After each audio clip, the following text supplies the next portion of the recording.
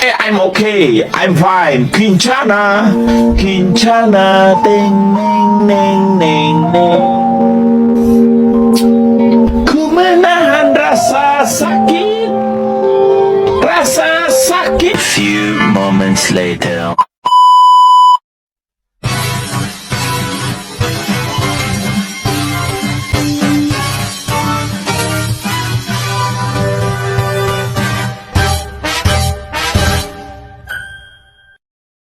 Assalamualaikum warahmatullahi wabarakatuh.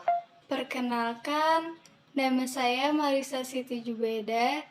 Saya dari Prodi Pendidikan Ekonomi semester 1. Baik, video ini dibuat untuk memenuhi tugas pengantar ilmu manajemen yang diampu oleh Ibu Latifatul Rohmah, SHMM. Langsung saja di sini saya akan menjawab pertanyaan-pertanyaan yang sudah ada. Baik, di sini yang pertama yaitu pertanyaan.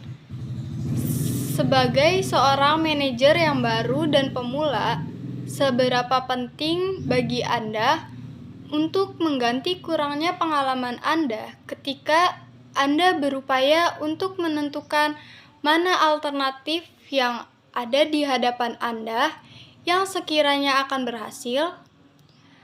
Dengan cara, apakah Anda akan menghadapi tantangan ini?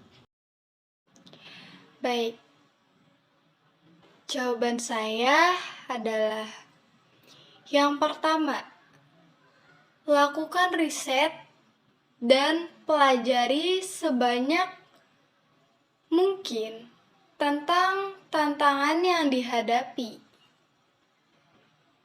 Kemudian cari tahu tentang pengalaman orang lain dalam situasi serupa dan pelajari solusi yang mereka terapkan.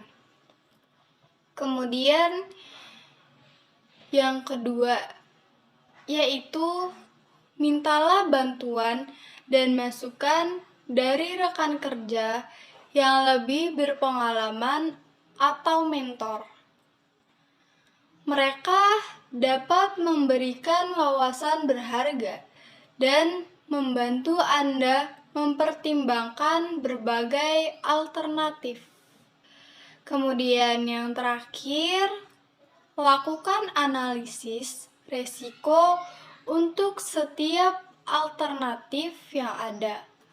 Pertimbangkan kelebihan dan kekurangan masing-masing opsi dan identifikasi dampak positif dan dampak negatif. Ambil keputusan berdasarkan informasi yang Anda kumpulkan dan evaluasi dengan hati-hati.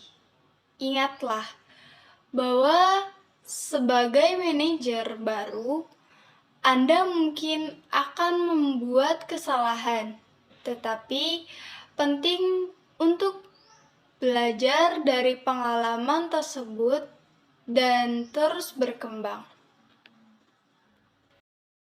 Ya, itu adalah jawaban yang pertama. Kemudian kita beralih ke pertanyaan yang kedua, yaitu menurut Anda, apakah intuisi adalah pendekatan yang sah dalam pengambilan keputusan dalam sebuah organisasi? Mengapa ya atau mengapa tidak? Bagaimanakah intuisi dapat digabungkan dengan pendekatan rasional dalam pengambilan keputusan?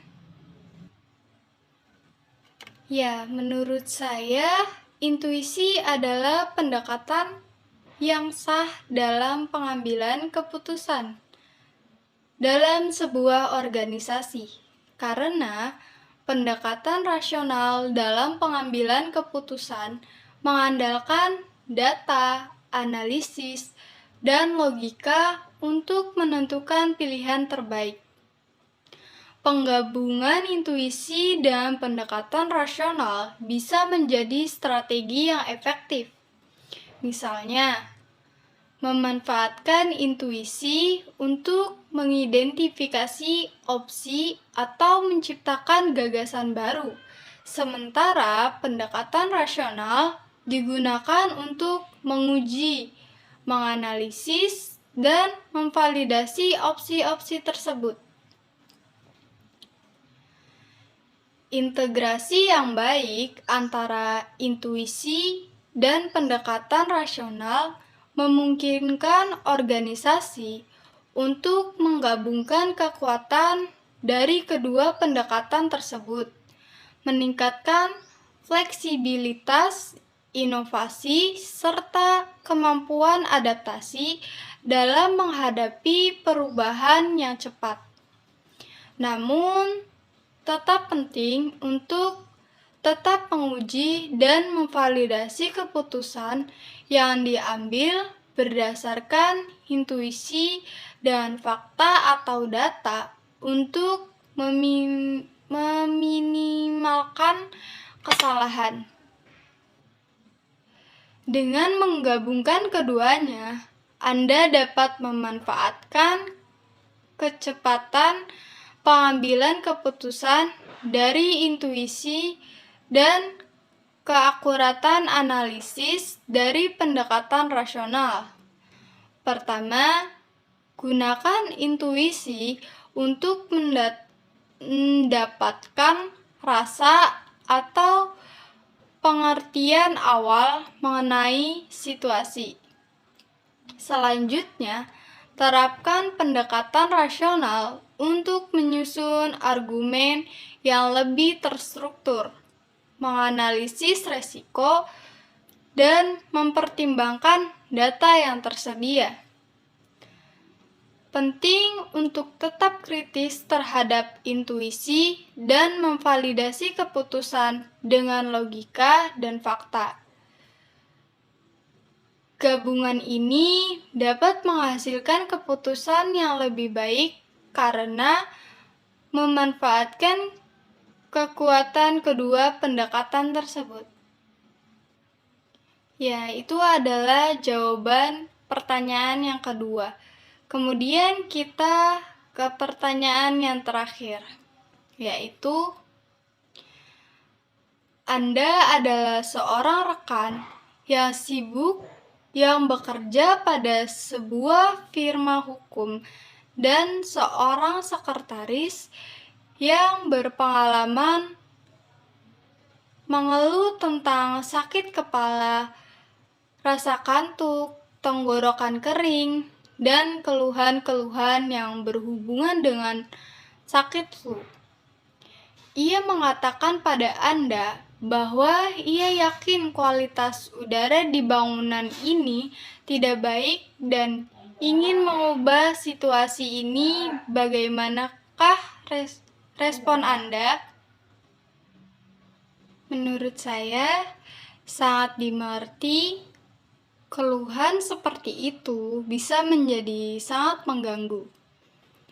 Untuk meningkatkan kualitas udara di ruangan, ada beberapa langkah yang dapat kita ambil. Misalnya, mempertimbangkan penggunaan purifier udara atau meningkatkan sirkulasi udara dengan ventilasi yang baik. Juga memperhatikan kebersihan ruangan dan memastikan kelembaban yang sehat dapat membantu mengurangi masalah ini.